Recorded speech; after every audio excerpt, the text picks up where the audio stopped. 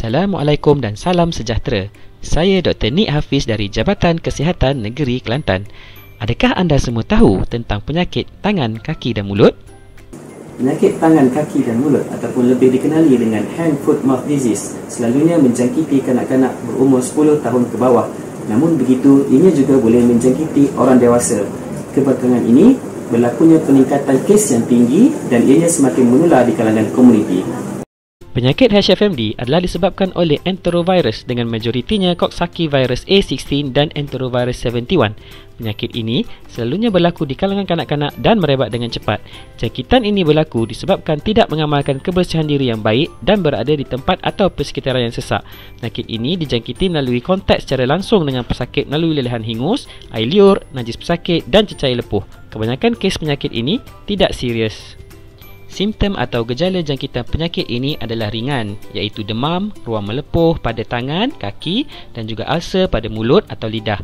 Di samping itu, kanak-kanak juga boleh mengalami gejala jangkitan saluran pernafasan, muntah, cirit-berit dan kurang selera makan. Hampir keseluruhan pesakit yang mengidap penyakit ini pulih tanpa rawatan perubatan dalam masa 7 ke 10 hari. Walau bagaimanapun, jangkitan yang disebabkan oleh EV71 boleh menyebabkan komplikasi yang teruk seperti radang pada otak, radang pada jantung dan juga paru-paru berair. Namun, ianya jarang berlaku.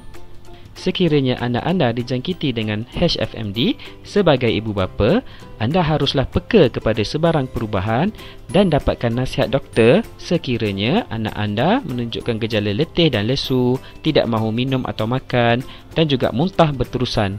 Jika bergejala, pastikan anak anda terus kekal berada di rumah. Cuci tangan dengan betul menggunakan sabun dan air bersih selepas menguruskan anak. Cuci juga alatan dan permainan anak dengan sabun dan air bersih. Jangan berkongsi peralatan makan dan minum serta barangan peribadi antara anak-anak yang lain. Kerap bersihkan lantai rumah dan tandas dan buang lampin pakai buang dalam tong sampah bertutup. Aktiviti-aktiviti yang dilakukan oleh kanak-kanak menyebabkan mereka lebih terdedah kepada jangkitan, memandangkan kanak-kanak mempunyai pergaulan rapat di antara mereka semasa di taska, tadika atau pusat jagaan. Hal ini menyebabkan berlakunya perabakkan penyakit HFMD. Sebagai contoh, aktiviti-aktiviti yang menyebabkan kanak-kanak bergaul rapat seperti aktiviti renang, sukaneka atau kerja berkumpulan menyebabkan berlakunya jangkitan penyakit HFMD di kalangan kanak-kanak di taska.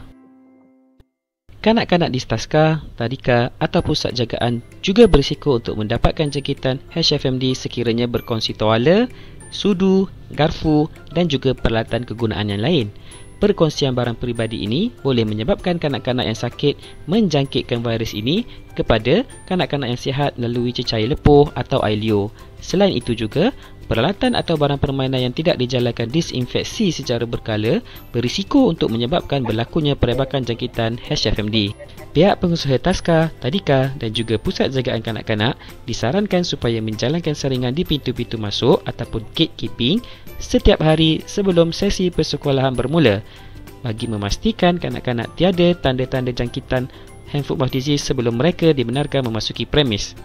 Sekiranya terdapat kanak-kanak yang bergejala semasa saringan dijalankan, pihak taska atau tadika perlu mengasingkan kanak-kanak tersebut di bilik isolasi sehinggalah ibu bapa atau penjaga datang untuk membawa kanak-kanak mendapatkan rawatan. Sehubungan dengan itu, bilik isolasi perlulah disediakan di taska atau tadika bertujuan untuk mengasingkan kanak-kanak yang bergejala dari kanak-kanak yang sihat. Sekiranya anda mengendalikan bayi, pastikan anda membasuh tangan dengan sempurna dan kerap sebelum dan selepas memegang bayi atau kanak-kanak yang dijangkiti HFMD. Bagi proses pembasmian kuman ataupun disinfeksi, buat campuran larutan basmi kuman mengikut arahan pada label bahan basmi kuman. Gunakan larutan basmi kuman untuk merendam alat mainan dan juga alatan makan dan minum di dalam larutan selama 5 minit, kemudian bilas dengan air bersih dan keringkan. Proses pembasmian ini hendaklah dibuat selepas sesi harian tamat setiap hari. Untuk kebersihan persekitaran pula, mop atau lap permukaan yang tercemar seperti lantai dan ruang mainan, tandas, tombol pintu tandas, sinki dan kepala paip dan juga permukaan meja. Taska atau tadika akan ditutup selama 10 hari sekiranya terdapat 2 kanak-kanak disahkan HFMD. Bagi mengelakkan kanak-kanak yang dijangkiti menyebarkan penyakit ini kepada kanak-kanak lain, ibu bapa dan penjaga kepada kanak-kanak yang mempunyai gejala dinasihatkan supaya tidak membawa anak ke tempat-tempat awam seperti pasaraya, taman permainan, sekolah, taska, tadika ataupun pusat asuhan kerana ini boleh menyebabkan jangkitan. Ibu bapa juga perlu membawa anak yang mempunyai tanda jangkitan berjumpa dengan doktor bagi mendapatkan rawatan. Jangan lupa amalkan langkah-langkah pencegahan seperti yang telah dinyatakan tadi. Semoga kita semua dapat membendung HFMD daripada terus merebak. Sehingga berjumpa lagi. Bye-bye.